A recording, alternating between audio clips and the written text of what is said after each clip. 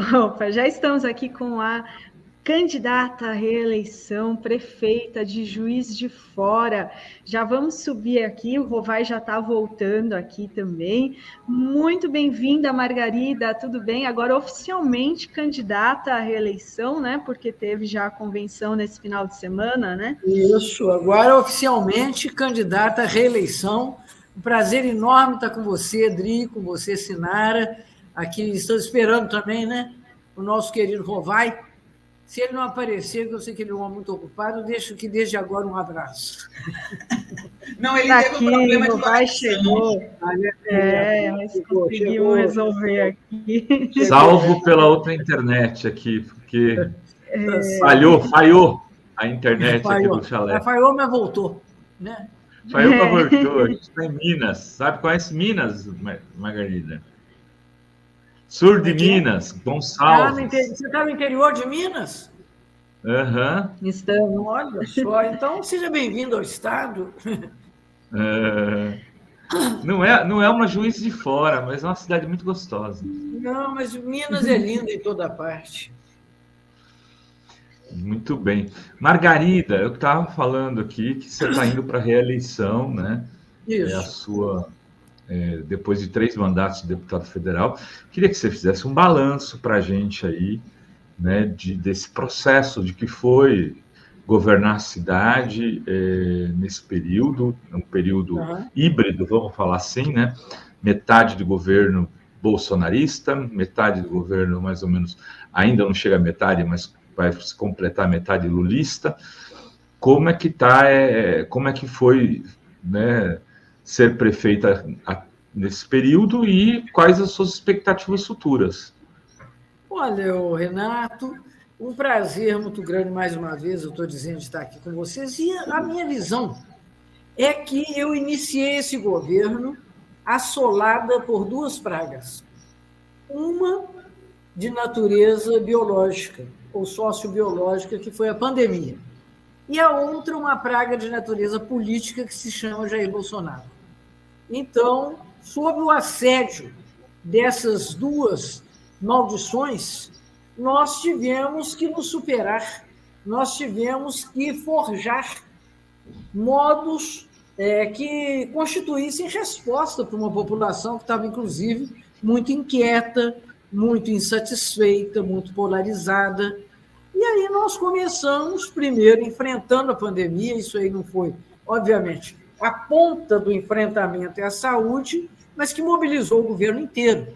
Nós tivemos que resolver na área da comunicação, na área da logística, na área dos desembaraços administrativos, para responder a um grande desafio que Juiz de Fora é o polo de saúde de uma região de quase 2 milhões de pessoas. Então, nós tivemos problemas muito graves para atender aqueles que já estavam afetados e desenvolver um processo de vacinação que respondesse. Mas isso nos ensinou a trabalhar de uma forma coordenada, de uma forma transversal, e que é uma marca do nosso governo para enfrentar essas dificuldades. E, de resto, lidar com uma sociedade envenenada pelo bolsonarismo. Então, tendo que lidar, por exemplo, com lockouts, com lockdowns, né? Nós tivemos que lidar com situações que a cidade estava toda fechada mesmo, porque essa era a forma de impedir a transmissão da pandemia. Então, nós precisamos de criar canais de comunicação que fossem ágeis, que fossem confiáveis, que fossem eficientes, inclusive com os nossos adversários. Eu acho que isso foi uma aprovação, mas, de outro lado, também que nos capacitou a, nesse momento, apresentar um número muito expressivo de entregas à sociedade, todas elas, entretanto, eu acho que enquadradas numa perspectiva que eu considero que seja o nosso maior mérito.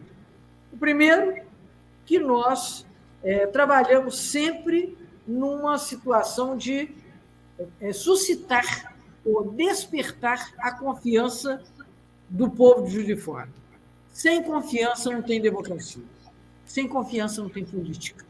Então, eu acho que a nossa capacidade de resposta é alguma coisa que restabeleceu a sanidade do ambiente público. E a segunda coisa que eu também acho que é muito importante é o fato de a cidade ter se dado conta, desde o primeiro momento, que nós não governávamos para a nossa bolha, que nós não governávamos apenas para os nossos apoiadores. Nós tínhamos recebido um mandato muito honroso de governar a cidade inteira. Então, nós não falhamos conversar com ninguém.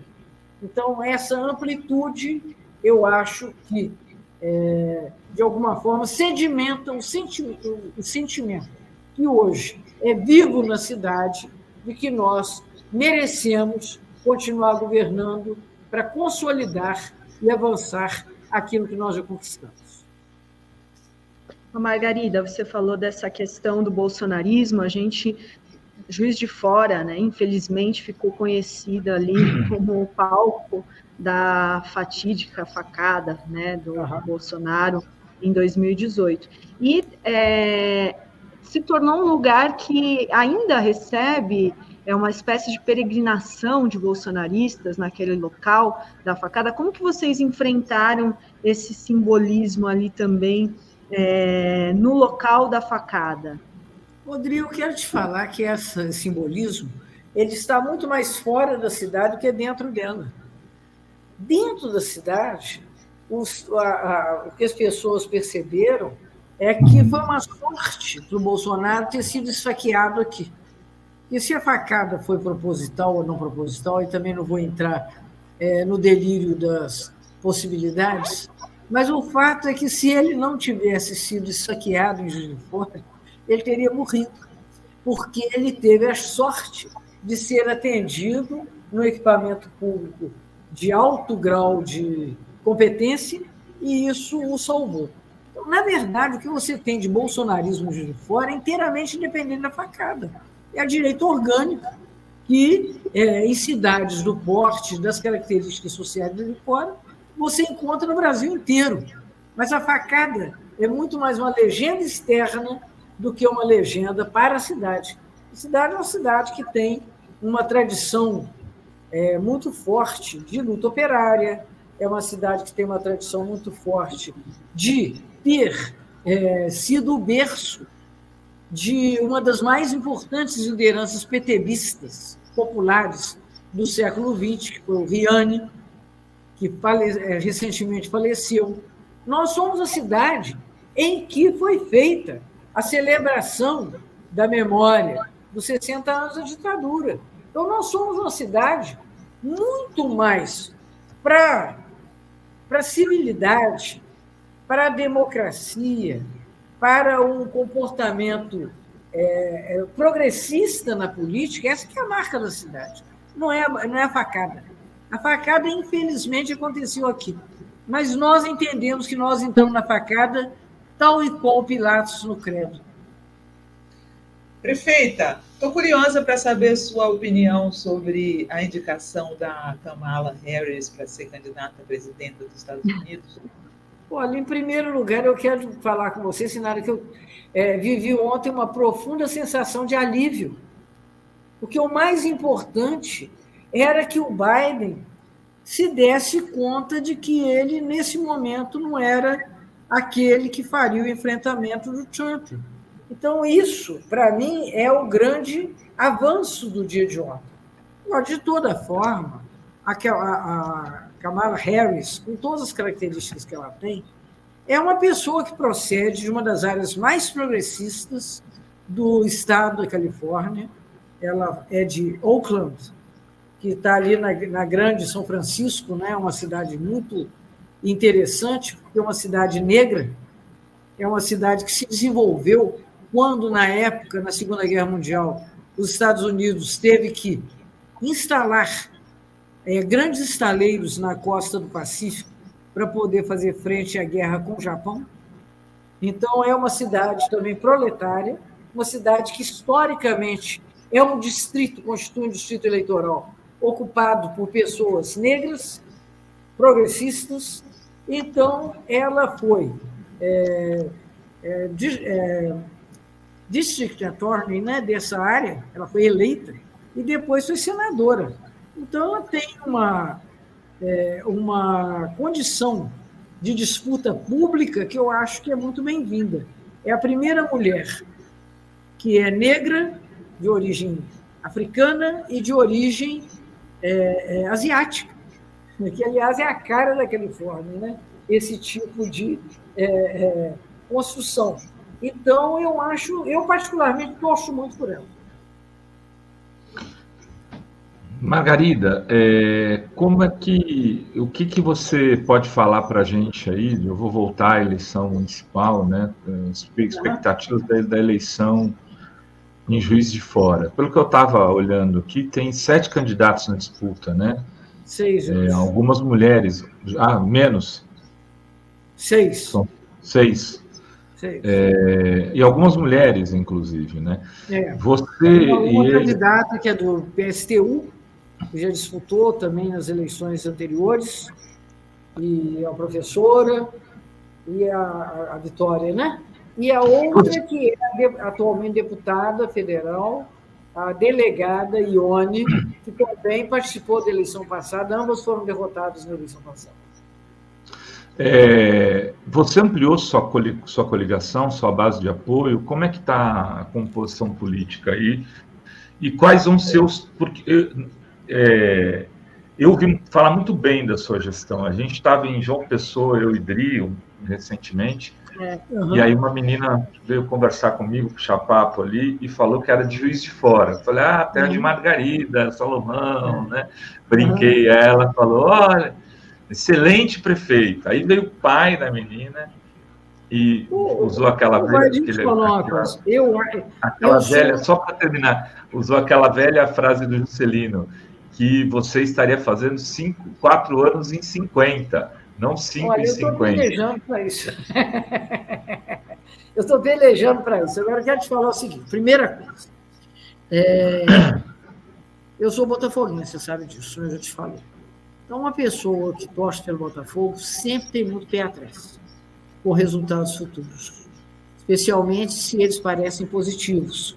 Então, você tem que ter cuidados redobrados. Mas, nesse momento, o quadro é muito positivo. Claro que a eleição você ganha no dia, né? Ninguém ganha a eleição 2 meses antes, 2 meses e meio antes. Mas nós estamos com uma boa base de apoio. Acho que nós temos muita coisa para mostrar à cidade em termos de realizações. E nós hoje temos uma construção política com 8 partidos que correspondem à base de apoio do governo federal, aliados históricos do PT. Então, nós temos conosco a federação nossa, né, que é o PCdoB e o PV.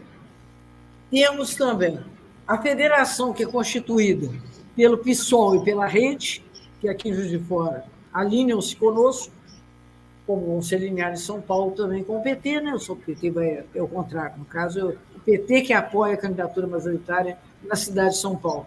Temos ainda conosco o PDT, o PSB e, caminhando mais para o centro, nós temos o PSD, que também é um partido importante na interlocução com o presidente Lula, né?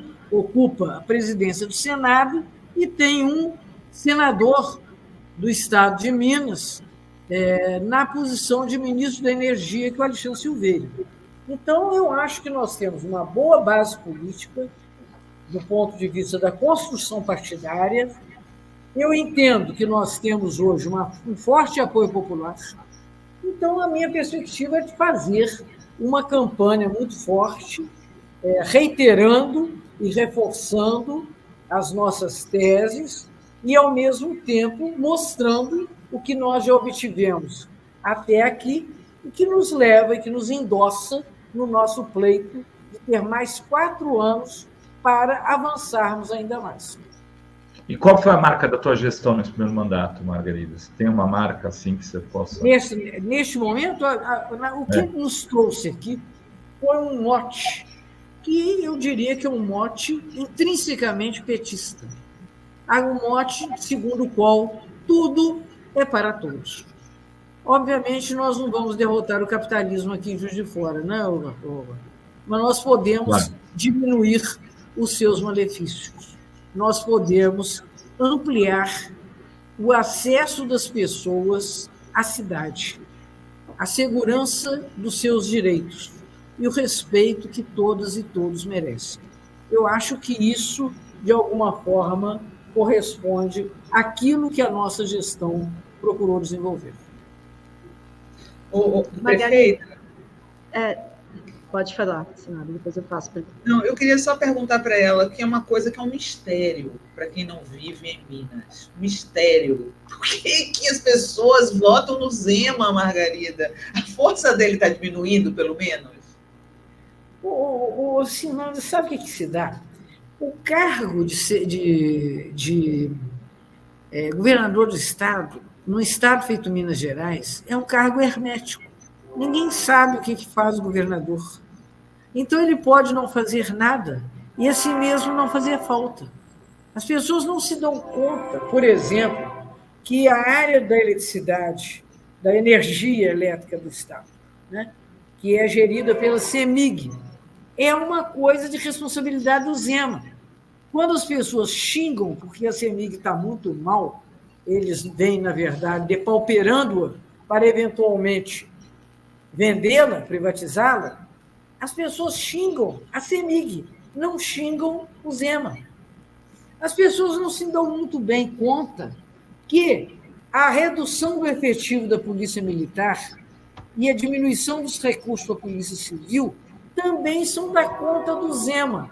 Eu diria a você que, no imaginário político, as cobranças das pessoas dirigem-se a dois personagens importantes.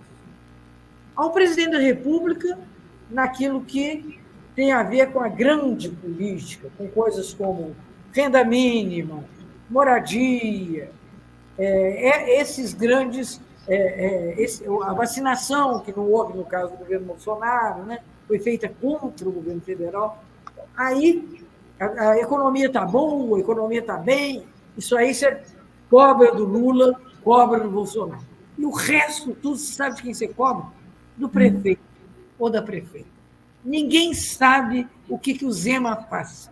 E como ele não faz nada, então ele vai passando assim, em segredo.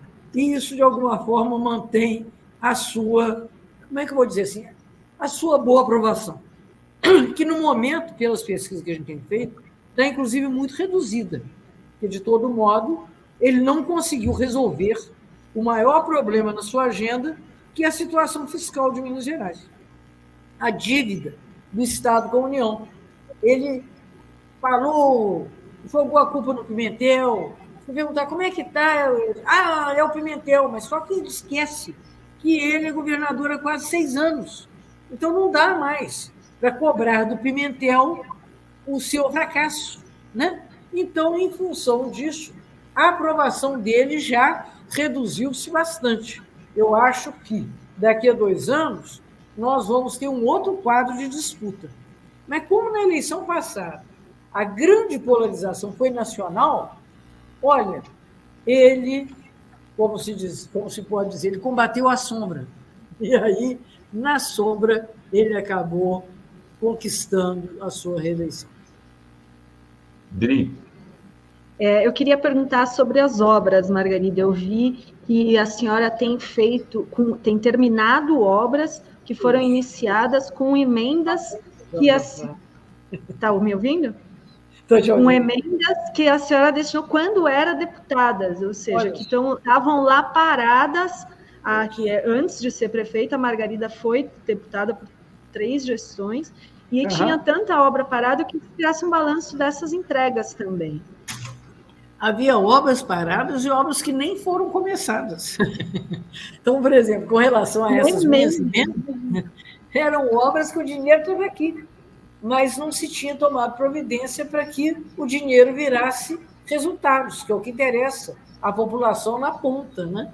Então, nós fizemos, de fato, um número de entregas muito grandes em termos de unidades básicas de saúde, entrega de creches, que ainda foram autorizadas no governo Dilma e que estavam para ser aproveitados pela população.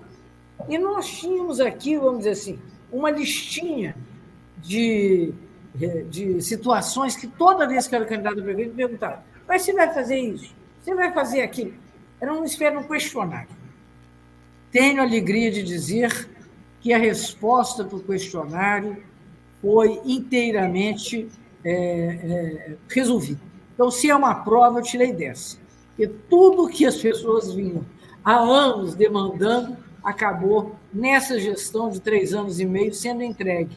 E isso nos dá, naturalmente, uma situação de conforto para pedir à população a renovação da sua confiança. Muito bem. Temos alguns superchats para a Margarida. Daqui a pouco vamos ter aqui a colega de partido da Margarida, Ana Estela Haddad, que vai falar sobre o SUS digital, viu, Margarida? Então, estamos muito interessados nisso, viu? Diga a Ana Estela que nós aqui estamos torcendo que ela consiga evoluir com essa pauta, que ela é fundamental. Eu estou muito ansioso para que comece a rolar há mais de uma década, Margarida, eu falo do SUS digital. Não nesse nome, mas dizendo que é preciso ter uma integração digital na área de saúde que coloque e transforme o SUS em algo 2.0. Então, é uma felicidade imensa que o governo tenha adotado isso como prioridade, né, no Ministério da Anísia, e tenha colocado uma pessoa tão competente como a Ana Estela, né? Exatamente. Aí a gente tem esperança, né? Dá esperança de que a coisa vai acontecer. Dri, tem superchats para a Margarida, muita gente elogiando o governo dela lá em Juiz de Fora. Muita gente, muitas. Fátima Nóbrega, o slogan da Margarida, tudo para todos, foi cumprido e continuará. Estamos juntas, prefeita. Muito obrigada, Fátima. Um abraço grande para você, querida. Marileia Porfrio, aqui, estou vendo aqui, ó. Margarida, excelente prefeita para Juiz de Fora, nosso orgulho. Tem muita gente de Juiz de Fora aqui, viu? Já estou vendo. Bom, vocês aqui são queridos. Mais um aqui, ó. João Calegari, gostaria de saber da nossa prefeita, se reeleita, ela vai fazer concurso para professora. Os professores estão cobrando concurso. Mas já foi feito, João Calegari. Foi feito, depois de não sei quantos anos também, nós temos pela primeira vez um concurso para professor e já contratamos mais de 1.100 pessoas. Você deve estar, com certeza, quer me perguntar se vai chegar já na sua classificação. Aí tem que esperar, né, o surgimento de vagas. Hoje nós temos um grande estoque de pessoas concursadas que podem ir sendo chamadas na medida em que forem surgindo as vacâncias. Então, nós fizemos um concurso. Uma das alegrias que eu tenho é de ter cumprido essa pauta, que era uma pauta da bancada da educação, que nós tivéssemos uma profissionalização no magistério, parasse com essa situação de trabalhar com gente precarizada, como infelizmente é a verdade na grande maioria das unidades federadas no Brasil, tanto dos estados como dos municípios. Nós aqui não. Nós fizemos um concurso que participaram deles quase 20 mil pessoas e nós estamos agora, já chamamos os primeiros mais de 1.000 concursados e vamos chamando os outros na medida em que as oportunidades forem surgindo. Muito bem. Juiz também de Fora, Minas Gerais,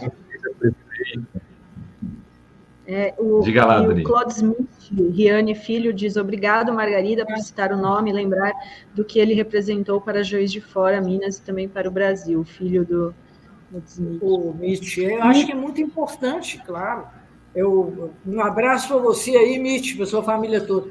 Riane é um dos grandes personagens da história da segunda metade do século XX. Como nós temos muita dificuldade de reconhecer os heróis populares, os heróis da luta popular, então ele é um conhecido aqui do povo de Juiz de Fora, com certeza tem muito orgulho dele, e dos especialistas.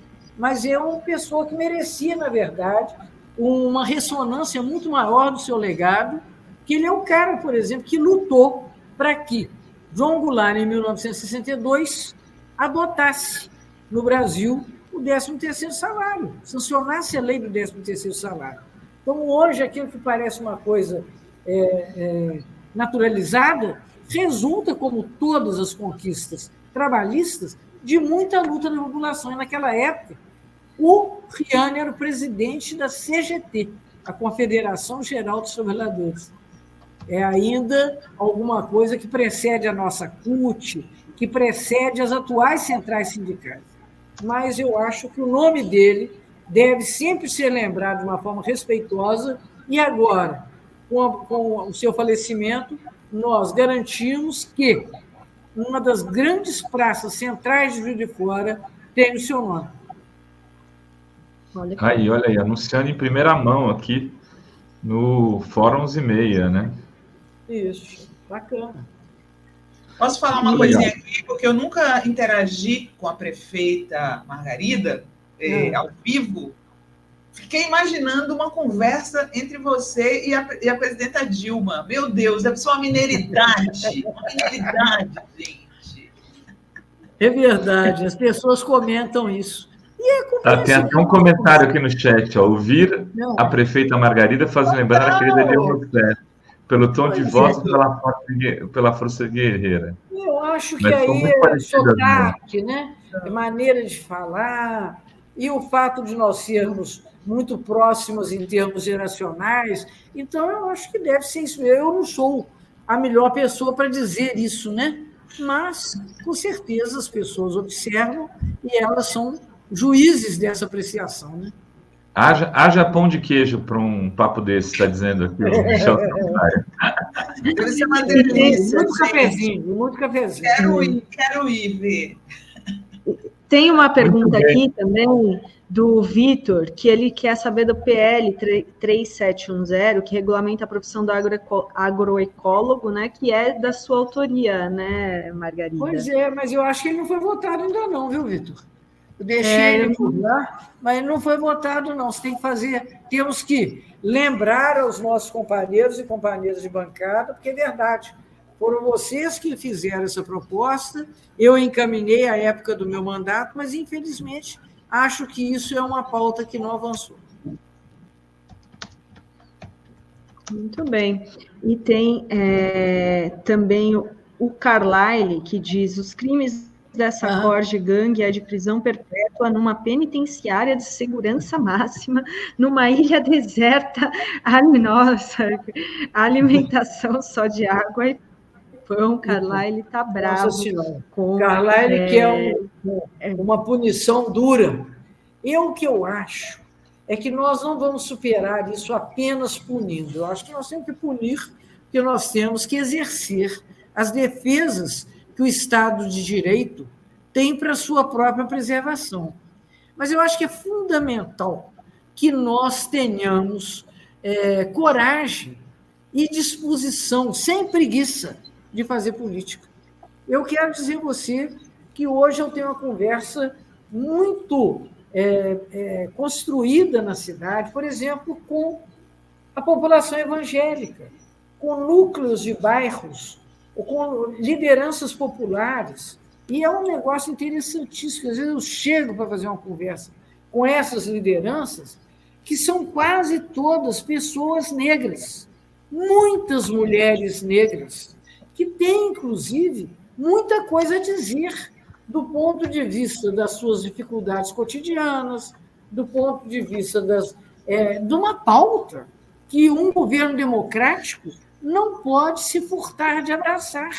Agora, para isso, é necessário que a gente tenha disposição, vontade política de conversar além daqueles com quem nós compartilhamos muitas ideias, os mesmos valores, as mesmas piadas. Então, isso, na verdade, dá muito trabalho. Mas a democracia é um regime muito trabalhoso mesmo, não tem outro jeito.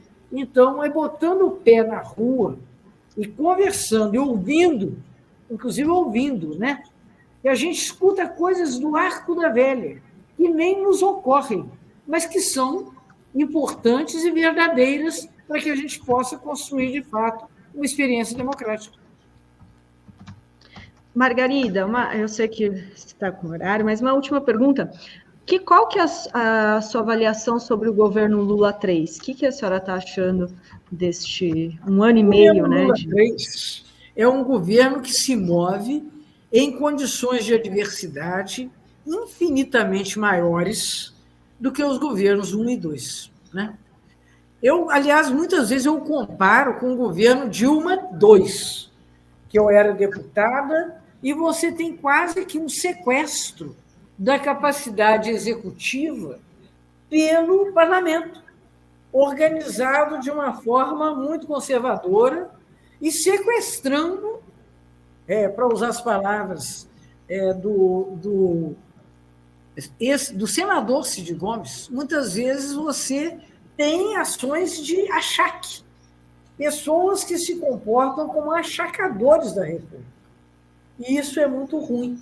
Isso tira muitos espaços de liberdade para que o governo possa adotar, inclusive, uma pauta mais incisiva. Mas eu quero dizer que eu considero que, nessa circunstância de tanta diversidade, os avanços são absolutamente inegáveis. Aí eu vou falar pelo meu lado, como prefeita.